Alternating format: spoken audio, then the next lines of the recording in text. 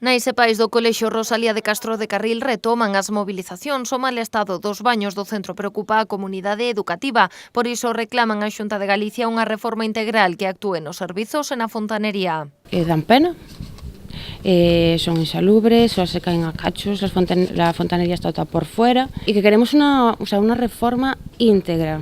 Non nos vale que anden a parches, que le pidan al ayuntamiento, no, pues tú haces esto, nosotros hacemos lo otro. No, es una obra de envergadura muy grande, es una obra mayor que tienen que ser ellos los que se ocupen de eso. Y no nos vale que ahora hagan los baños, luego la fontanería, no. Baños y fontanería todo junto y que en septiembre se empiece el colegio bien, con unas tuberías nuevas, baños nuevos e todo como tiene que estar. O pasado 1 de febreiro a AMPA enviou un escrito á Consellería de Educación para trasladarlles a súa preocupación.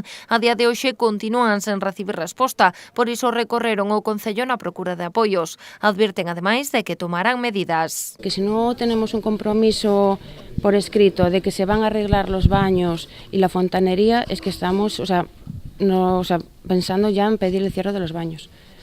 E con lo que conlleva cerrar el colegio. Tamén preocupa o estado da auga da traída, sucia e con niveis de cloro elevados, que esta será analizada por Sanidade para comprobar a súa potabilidade.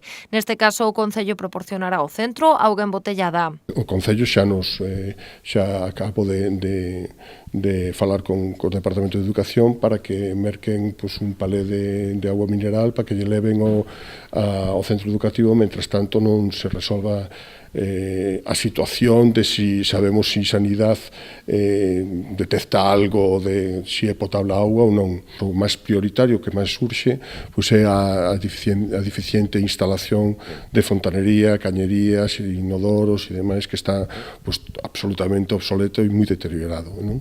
Y la semana pasada vino una inspección de sanidad, la cual nosotros pusimos una denuncia.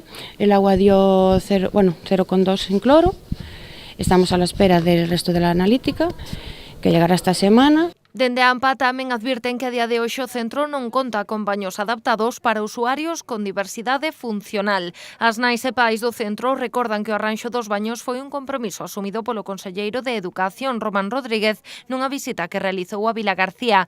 Neste encontro tamén prometerá o arranxo dos falsos teitos, algo que si cumpriu a Administración Autonómica.